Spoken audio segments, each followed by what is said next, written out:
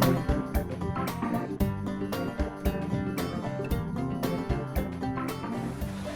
guys, Craig from Camping NQ again with a product review today.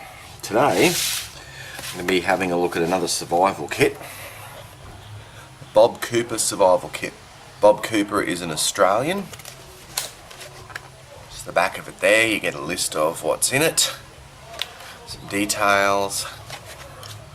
Tells you it doesn't have any Condy's crystals in, which is potassium permanganate. I did a video on lighting fire with that. But that's okay, you can always add your own, it's easy enough to get. Right, Bob Cooper is the guy that wrote that. That's an excellent book. Really good, well worthwhile, because it's all about Australian conditions. It's not from overseas, and then they've tried to modify it for Australian conditions, so that's worthwhile. Okay, remember we had a look at those before. These weren't very good. I have high hopes for this one. Alright, so let's get stuck into it. Let's pop her out. I haven't had a look at this yet. Okay, this is the tin. You can actually buy this tin. Give you a comparison in size. You can actually buy this tin off his website. Empty. Okay. What have we got in here first off? These are some sort of instructions. 5 priorities of survival. Go the right way up. Alright, so you get that in there first. They all come with something like that. Let's have a look what we got here. Okay, plastic bag. That's for collecting water over tree branches, that kind of thing. Okay, so we've got a plastic bag. Got a tea bag. Dilmar. Why have we got a tea bag in there? Well, that's something he writes about in his book. When you've gotten into an emergency situation, rather than stress out, he says make yourself a cup of tea, sit down and think about things before you panic and make the wrong decision. It's not a bad idea. Aqua tabs, water purification tablets. Oh, this is interesting. You see that on there? Glucose tablet. I've never seen that in one before. Glucose tablet. Pencil. There we go. It's about the same size as the ones you get from the geocaching supply store, so you can get yourself one of those if you need one. Coffee. Same sort of purpose. Had plenty of caffeine in that for you. What's this? Ah, here we go. Signal mirror. Alright, signal mirror. Remove coating before use, of course, very good. This is a, what is this? It's a whistle by the looks of it. Oh no, it's his fire steel. Actually, I might open this one up and show you. Let's have a look. Okay. From that way it looked like a whistle, but that's the fire steel. That is the striker. Alright, as you can see there, let's have a look. Let's see here. No, it doesn't have to be that way. Get the coating off, and that's producing sparks. Okay, so that definitely works. Use a decent striker, and it'll be even better. Okay, so we've got a fire steel. Good. Another way to light a fire you want to have. What's this? Oh, Scalpel Blade. Alright, packed hygienically, so it's sterile. Scalpel Blade. Cordage. And you might say, oh, that's not very thick cordage, but that would be amply strong for putting up a temporary shelter or something like that. There's quite a few feet on there. Does it tell us how many feet? No, it doesn't. That's okay. Of course, a button compass. Right. Fishing kit.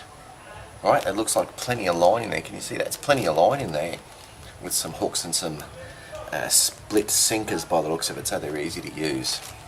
Okay.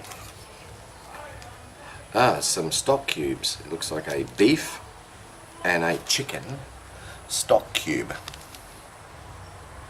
Alright, so you can make that up with hot water and you could actually drink that. Or if you're making soup, you could use that too, but anyway, so stock cubes, that's fine. Alright, torch. Remove paper disc in torch to operate. Well, I might not do that, because let's face it, it's a torch, it's going to light up. Little lanyard on it. See, remove paper disc. That's good because it means the battery's not going flat. So that's very good. Some of those other ones there, they just turn on straight away. Okay. Play your cards right to survive. These are playing cards. Survival information on, I believe. Let's see if we can get one out here by give her a bit of a shake without going nuts. Let's have a look. Oh yeah, here we go. 5 of clubs. Condy's crystals to disinfect water. Yeah, purify water. Hints on there. Let's have a look. Another one. Water from tree roots. There you go. So that's the sort of stuff it's got on there. And that's a neat little pack. It doesn't take up any room. But it gives you a lot of extra information over just a sheet, like most of them have. That is a bit difficult. There we go. Back in, okay? That's the back of it, back of the packet. So a lot of information in there, way more than something like that. Also, really easy to really handy to carry, and you can then burn that if you have to. So, all right. Whistle. All right, with a pocket clip. All right. Of course, standard for signalling. Multi-tool. Let's open that up there and have a look. Multi-tool. Just get him out. He's a bit stiff because he's brand new. Not spring-loaded. I like that. The spring won't rust or break or whatever. What else we got in there? Just standard stuff. We got a file. Got a bottle opener. We got a little screwdriver in that side.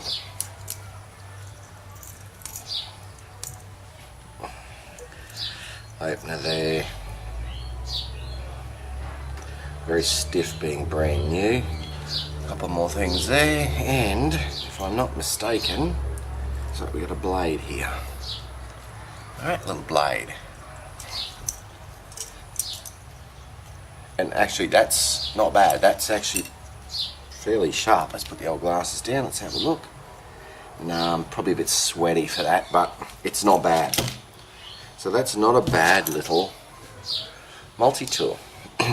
What gets me, again stiff because it's brand spanking new, is he doesn't just give you that like one of our other kits did, which I think was that one. Gives you a knife as well. A little bit of a grippy surface there, can you see that? Pocket clip. Interesting. Looks like it's had a thumb stud, but it's been removed. I wonder if that's because of Australia's knife laws now. Possibly is. Alright, liner lock. Alright, see that? Liner lock. Locks very well. Let's have a look. What have we got to try that on? Not a lot actually. Here we go.